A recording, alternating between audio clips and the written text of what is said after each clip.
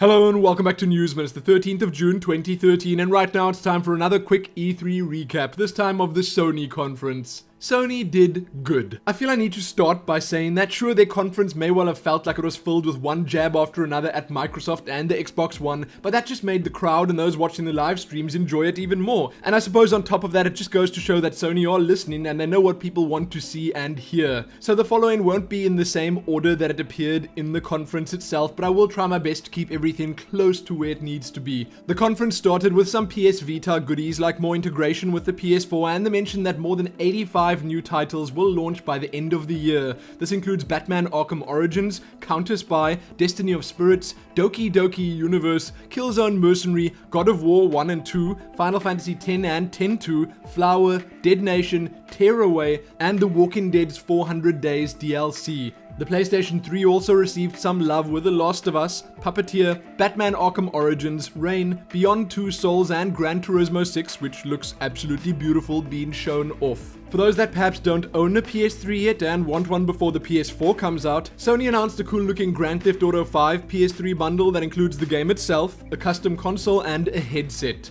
Now with that out of the way, let's move on to what everyone actually wants to hear about, the PlayStation 4. The console itself was shown off, finally, and I gotta say I like what it looks like. It's sleek, smaller than most, and evokes memories of the good old PS2, which I can definitely appreciate. You can see it on your screens right now, and feel free to let me know what you think about it. We have seen the controller before, and as I mentioned before, I love the look of it. I also like the touchpad on it, it seems super useful. The PS4 is launching this holiday season, so around the end of the year, for $399, and yes, that's $100 less than the Xbox One. It'll be launching pretty much all around the world, have a 500 gig hard drive, and will be DRM free. It has no restrictions on used games or the sharing of games, and won't require you to check in online at all. This is how you share your games on PS4.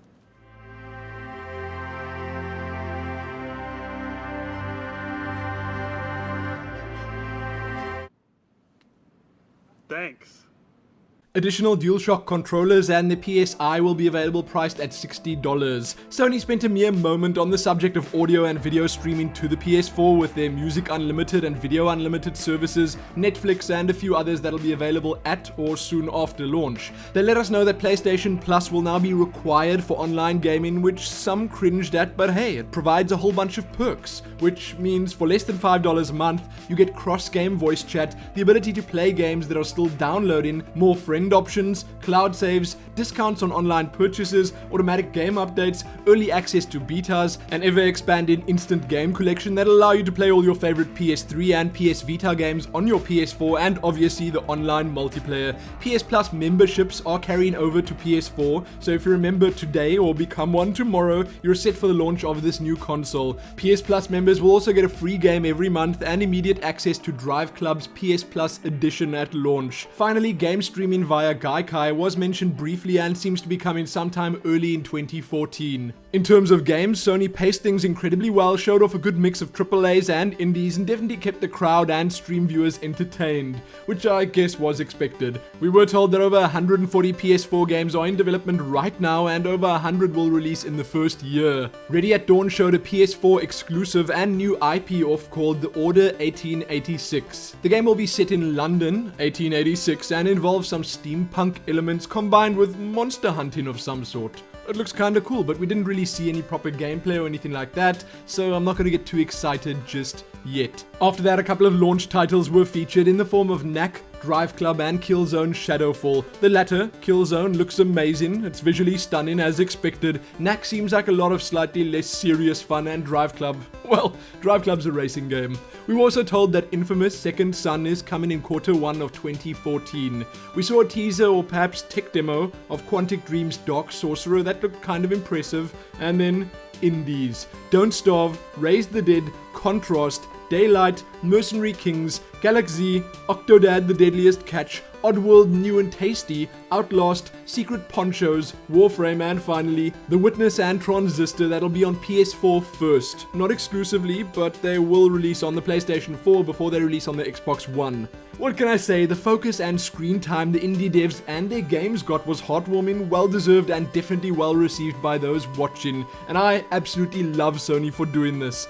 Diablo 3 for PS3 and 4 was mentioned briefly, a new open-world Mad Max game from Avalanche Studios, the creators of Just Cause, was teased, and then some pretty exciting news from Square Enix. Final Fantasy XIII Versus has been renamed to Final Fantasy XV and is coming to PS4. It is looking off the hook crazy and obviously super confusing.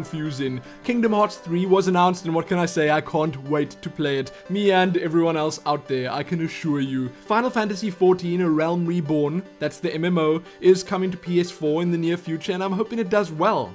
I really am. A bit of Assassin's Creed 4 Black Flag gameplay was shown off, and I gotta say, I was actually rather impressed. I'm surprised that I was. I loved the lush jungle environment, the naval battles, and all the rest. It looked like a lot of fun. Watch Dogs came up next, and, well, we've seen a lot of Watch Dogs. It had all sorts of hacking in it, fighting, car and boat chases, and more. To be honest, we don't really need to see any more of Watch Dogs to be convinced. The game looks good.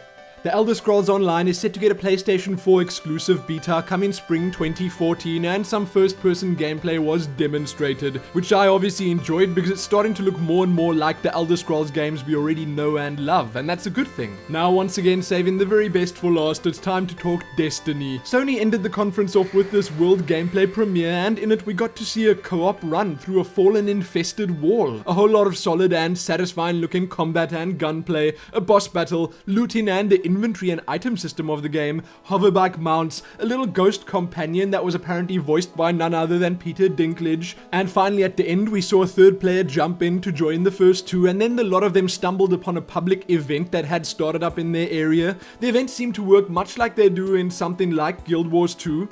And that is super exciting to me. If you had to pick just one piece of gameplay or one video to watch of the lot that I just showed off, let that one be Destiny. Sony also announced a long-term deal with Activision and Bungie to bring exclusive content to the game on PS4. Keep in mind that it is also launching on Xbox One at the same time. That's it for the games though. In conclusion, I'd say that because Sony went into this conference with purpose, with a clear vision of what they wanted to say and show off, the entire thing ended up being a better, more engaging and much more exciting show. They have the whole no DRM and offline play thing going for them. PS Plus is looking mighty appealing for under $5. They've got a lot of games and they are confident. And that last one is probably the most important. Sure, we don't have an exact release date for the PS4 just yet, we don't have a full list of launch titles or anything like that, but from what I've seen thus far, the PlayStation 4 is looking like a really good choice.